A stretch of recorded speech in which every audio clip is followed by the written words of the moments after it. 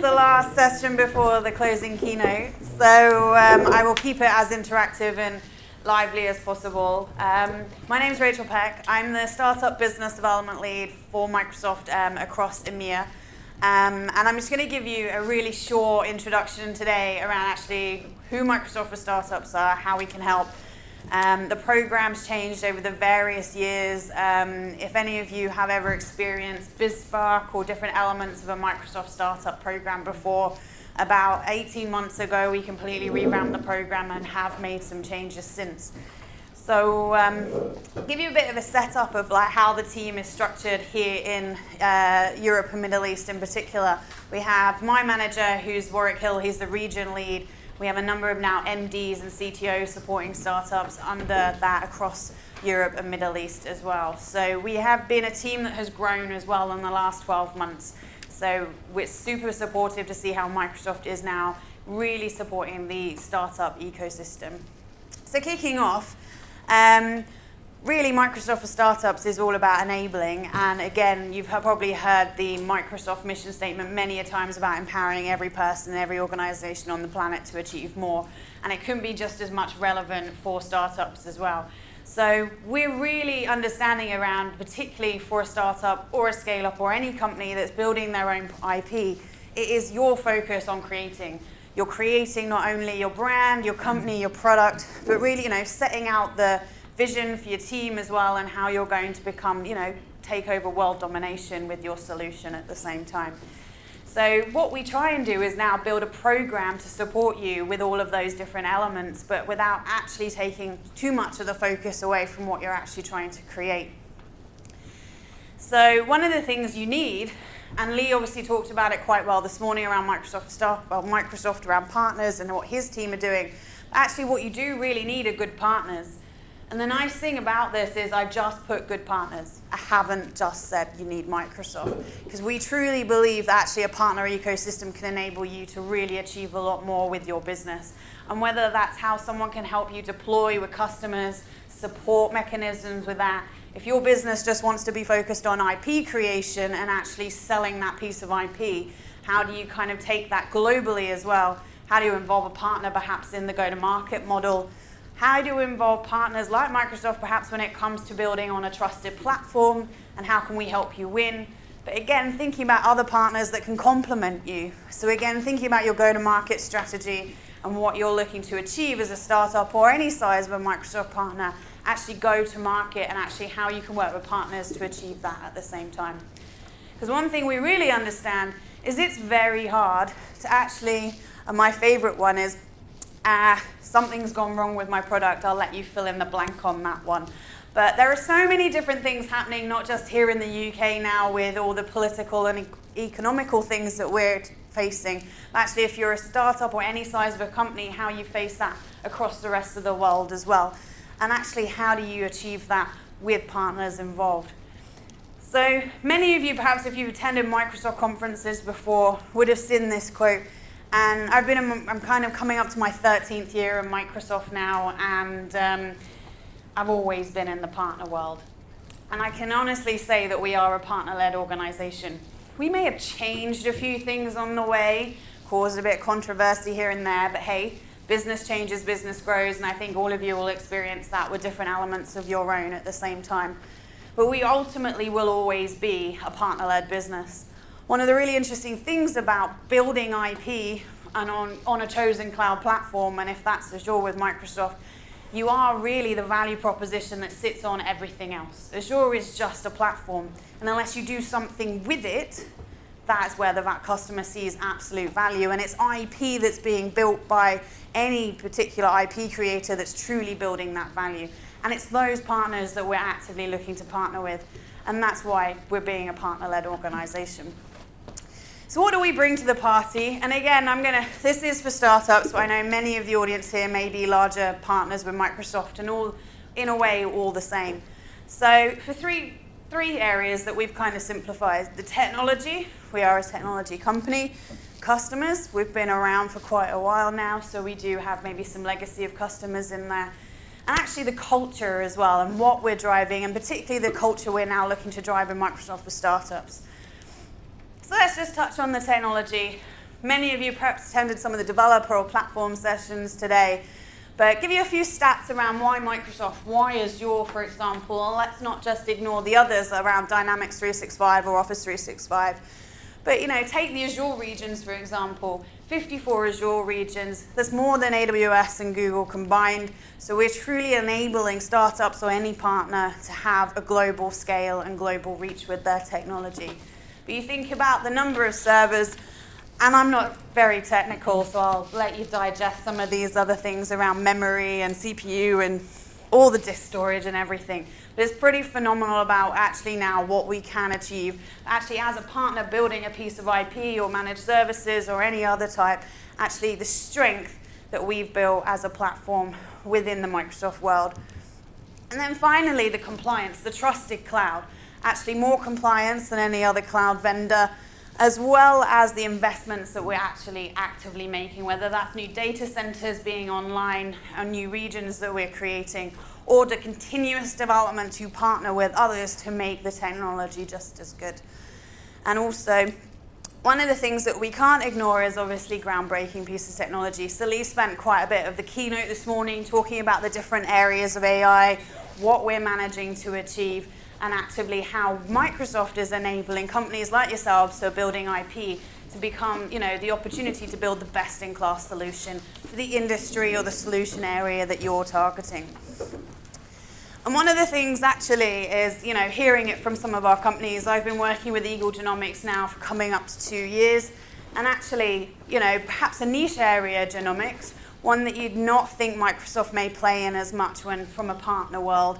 But actually, as a startup who came in, one of the key things for them is they built a data science platform. They are enabling scientists, researchers, data scientists, all different types, to actually become intelligent when it comes to the microbiome. And they chose the Azure cloud not only for the advances in AI and our cognitive services, but the trusted platform as well because of the data they'd be handling. So it's really interesting to see how startups and any companies now are choosing our platform. So let's talk a little bit about customers. And one of the other things Microsoft's actively trying to do with partners, and in particular with our startups, is actually think about how we can enable you to achieve more with more customers. How do we open our customer up to you for greater access? How do we help you think about globalization, go to market? Where can we guide and help you? So we have 3 different areas that I'm just going to touch on today. We have our Microsoft Salesforce. In our enterprise customer accounts alone, we have 17,000 employees looking after them across the world. So you're talking about top-tier strategic and enterprise accounts for us. And these are the ones, again, that you can actively think about working together with on a one-to-one basis. How do these sellers understand actually what your solution is? How can they sell that into that enterprise customer? But that Salesforce goes above and beyond just enterprise. So we're going into lower corporate, small, medium business as well. We have sales teams across the world focusing on that. We spent a lot of time building up our worldwide inside Salesforce. And again, the partner network that supports that. So how do we open up that particular enterprise for you? And we can share some examples with you around how we've helped startups, and again, how we're enabling partners to actively go to market with Microsoft. So the next area is the partner channel. I'm incredibly biased. Our Microsoft partner channel is one of the best in the world. It's one of the largest in the world. And if you guys aren't talking to each other, you're quite frankly a bit daft. Because actually, all of you together can enable each other to achieve more, perhaps with even us involved. I'm a big fan of partner to partner, whether that's an IP creator with a reseller, a distributor, or actually 2 IP creators together who have complementary pieces of technology. You can both unlock new markets for each other. And actually what we're looking to do with Microsoft is enable that partner channel. We're opening up, bringing out new technology and new capabilities for the Microsoft Partner Network in the coming months, which will actually enable you to actually have that partner-to-partner connection much easier.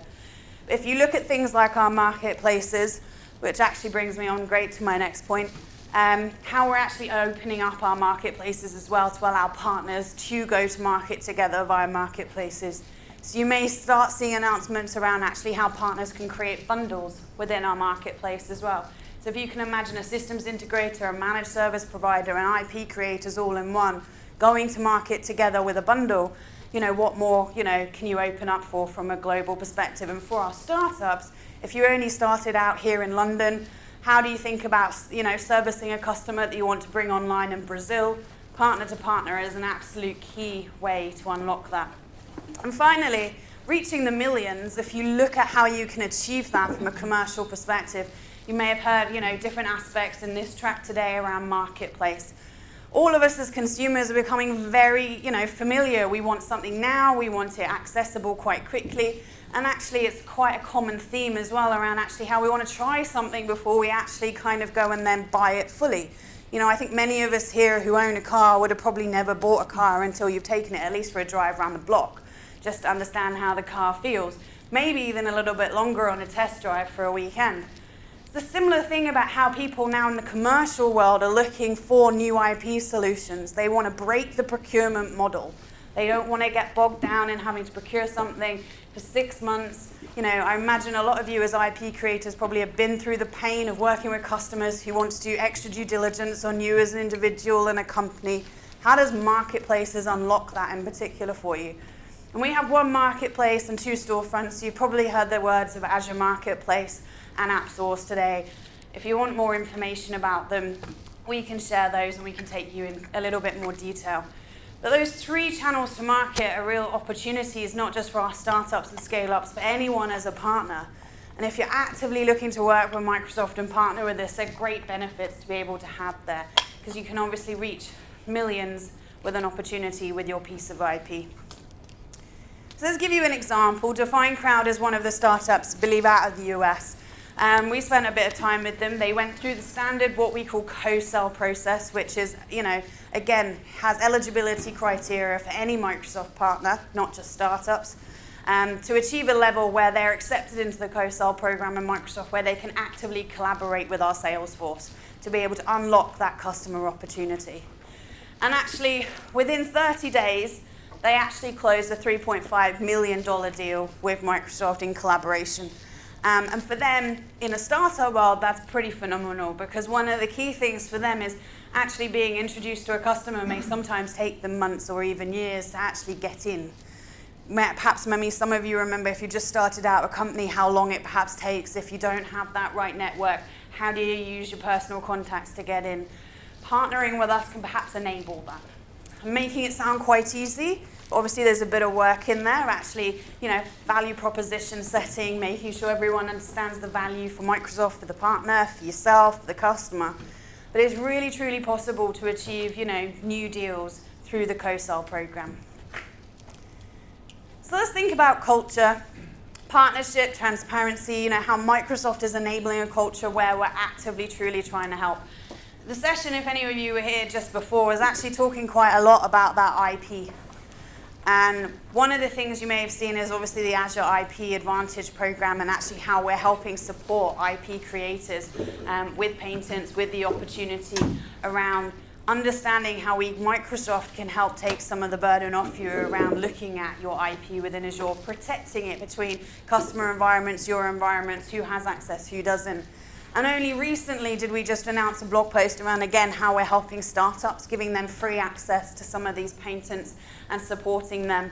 And one of the companies here, you see Valahai, is actually allowing them to focus more on building their technology, less risk, and actually taking advantage through the startup program. So that's really great how we're driving that culture of inclusivity, protection, and obviously being really transparent with all of our partners.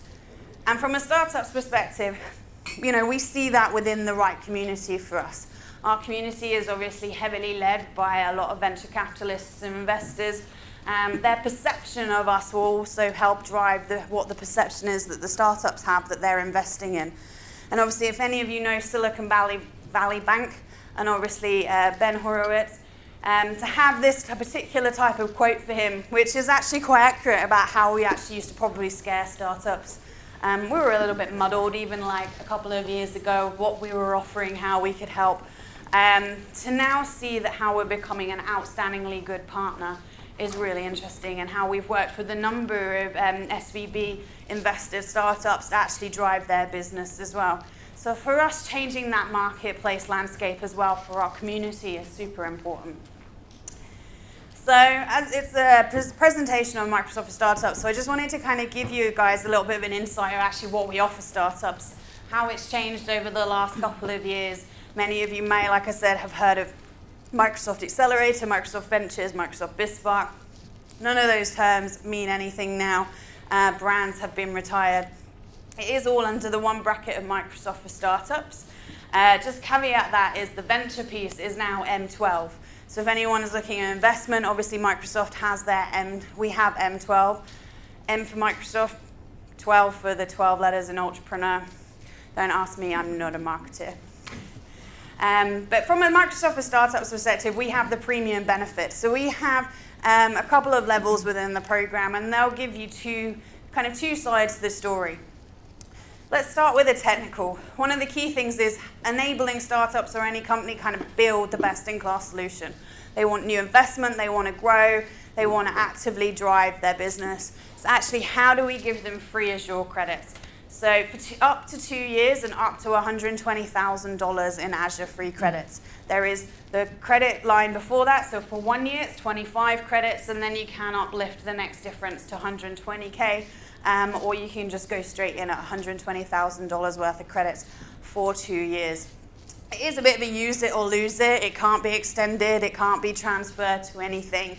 It's your subscription, and we have a full graduation process at the end, which will enable you to kind of then move on into more of a paid motion with Microsoft and become like a customer in that respect.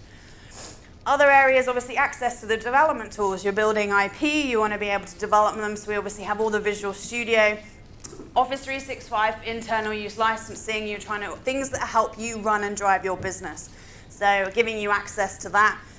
And then Dynamics as well. A couple of areas of Dynamics.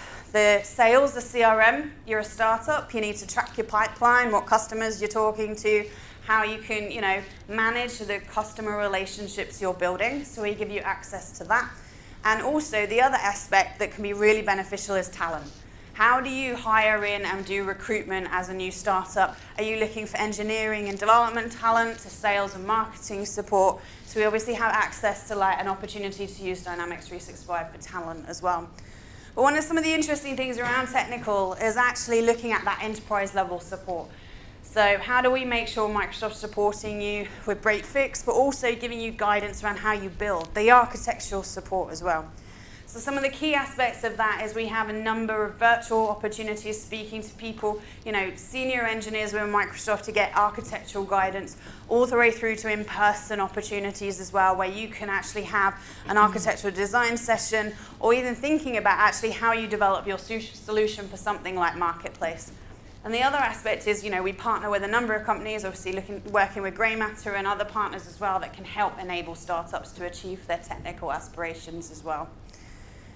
But on the business side, so you've created your, the best-in-class solution for your industry. You want to take it to market. You obviously still have a small team. You're actively kind of driving what you can, perhaps using some of your investor contacts, your connections of your own, and actively driving that. Where can Microsoft help a startup from business and sales information? So actually one of the first things is throughout the entire program you have a dedicated startup account manager. Making sure that they're not only helping you navigate Microsoft, but making sure that you're utilizing all the benefits of the program possible. It's very rare to have that dedicated account support sometimes in Microsoft, but for all our startups joining the program, it's now something that they can actively achieve. But then thinking about actually the marketplace, I've talked about actually how you can benefit in that. There are 3 different elements to the marketplace around whether you choose to just list yourself. Here's my solution, hit the button to contact me, and we'll get in touch. Or you've got a trial opportunity, or the full transact and deploy model. So actually, what's right for your business? Is it the right time for a startup to be thinking of a full transaction model? Or should they look at that in 6 to 8 months' time, perhaps when they've got a few more customers, they've understood the market fit for them? So we can take them through all of the onboarding around marketplace as well. And then actually fully, we've talked about the Cosell piece and actually connecting to a worldwide amount of Microsoft sellers to actually go to market together. So one of the other things we give our startups is once they become Cosell ready, they've hit that eligibility criteria that is needed to have that stamp of approval to access the Microsoft Salesforce. They get a dedicated success manager. That success manager's job is to build a go-to-market plan with that startup for 6 to 12 months. That's focusing on an industry, focusing on a geography, and expanding as we go, and actually putting in co-marketing and co-selling support in that. Navigating the sales force, helping build your brand awareness internally at Microsoft, as well as external support. How can we help you with press releases, even social media, and the opportunities around that as well. So really driving that capability. And then other areas that we do actively within the startup program is then the blogs and the evidence externally, mini videos. If you think of Microsoft first-party events like Ignite or Build, we actually have quite a large startup presence in those as well. So how can you as a startup take benefit of all of those different pieces? So there's quite a number of things as a benefit on that slide, and one of the only ways to really truly say is it's only a benefit if you truly actively, proactively use it and get involved. The startups through our program that I see succeed the most are the ones that truly do embrace, get involved, and I'll take you through a few other aspects here in the UK and across the region that we're doing to help enable that as well.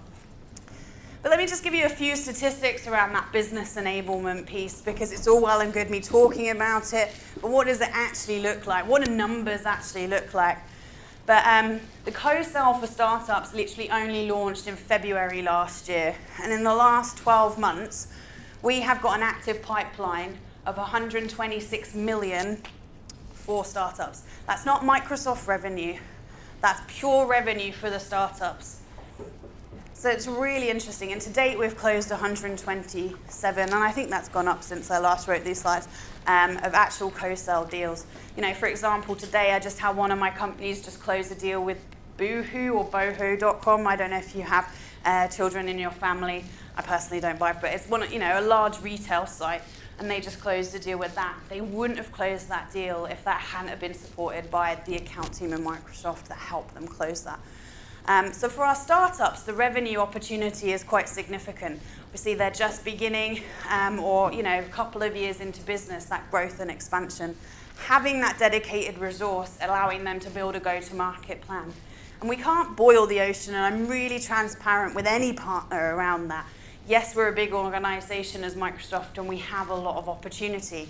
But unless you have a specific focus or a specific ask, or you actually have a vision of what you want your partnership with us to look like, it can get muddled. And it can get muddled by a lot of people.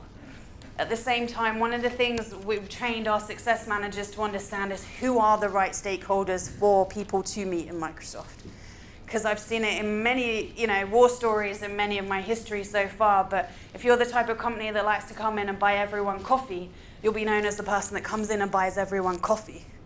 But if you're someone that comes in with an opportunity where you actively have an ask and an outcome that you're looking to achieve, you're actually driving value in that respect as well.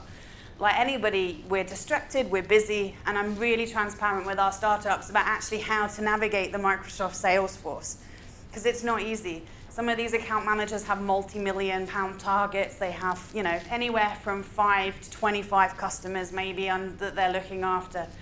One of the key things, again, that we teach our startups is their value proposition.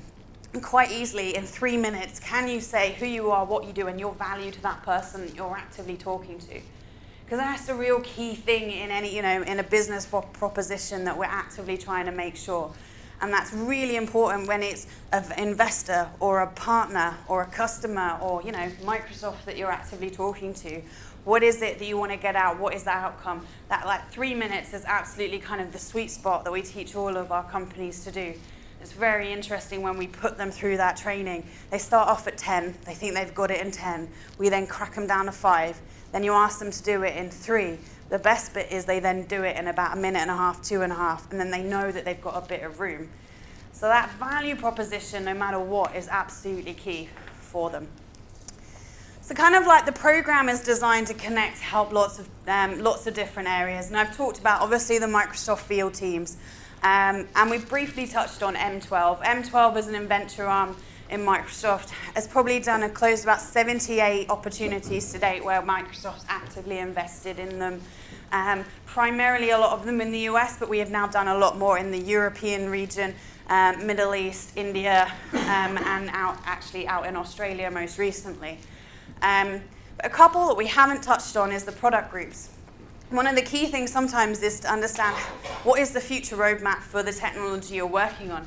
Actually, what is the risk that we're going to come out with the same thing or something that can battle you as well? So how do you understand that co-opetition piece when it comes to a partner? Because we've had that with many of the startups that we've worked with as well. We have to find a balance of understanding that perspective. It's actually interacting you with the product engineering teams or the product marketing teams. So again, you can become known, understood, and that could lead to more fruitful engagements later on. And then the full startup ecosystem. How can you actually learn off each other? CEOs and founders mentoring each other. Actually, how can we bring up the underrepresented founders within the ecosystem as well? And how can we do more to, drive that inclusiveness within the startup ecosystem? Not just from, an age and, gender perspective, but think about the technology that you're designing and the accessibility of that technology as well. Is it inclusive to all? So it's one of the different things that we're talking to a lot of our companies about as well. So let's just focus on perhaps Europe and Middle East. We have kind of 3 key centers of excellence, which is where team members of mine are based. So we have London, Berlin, and Tel Aviv. We do have Dublin coming online a little bit more as well. But the team cover the whole of Europe and Middle East. So we're actively driving, whether it be roadshows or different things. But specifically in these 3 key areas, we have what's called a scale-up. So this is kind of like a level above what Microsoft for Startups offer. And traditionally, many of you may have heard of accelerator programs. So for us, an accelerator is companies that are much more pre-seed, seed in their investment round. For us, with Microsoft and what we're actively trying to achieve with partnership, it's all about scaling. So we work with Series A and above companies in our ScaleUp program. So for this, you're looking up to 250K's worth of Azure credits. It is a tailored program. You get the credits for 2 years, but the actual scale-up program is for 4 months. And in that 4 months, we will, completely tailor a program or a curriculum to what you and your business needs are. If that's technical, if that's commercial, where are you? If you're winning your domestic market, but actually you want to go into the US or you actually want to go into China, how can we actually help create a program that will enable you to do that as well? And what we found is actually 69% of the companies that have gone through the Scale-Up program actually go on to, be successful in the future. There are always those that perhaps don't. It is this way. So what are the benefits of the Scale-Up? Again, very similar, obviously a higher level of credits and access to that technology. Co-sellers, that opportunity to sell with Microsoft is available to anyone across all areas, the benefits of the program. But one of the key things we actually do is because it is a bit more bespoke and a bit more tailored, you get a little bit more one-on-one time, perhaps with the core team in the region as well, and actually some of the stakeholders in Microsoft at the same time. But it is completely equity-free. Microsoft for Startups across the whole thing doesn't cost anything. And you can actually apply online, and I'll put the information about how to achieve that at the end. So what's on our radar? This is specifically really for Scale-Up, but Microsoft for Startups as a whole is aiming at the seed, Series A and above companies. But for the Scale-Up on our radar, Series A and above, about $1 million in annual recurring revenue, less than 10 million in funding. That, again, is a guideline. We have taken companies that actually have around about 80 million in funding. It all comes down to the innovation, the founders, and actually where we can have value and impact for them. So we have a separate application process for that.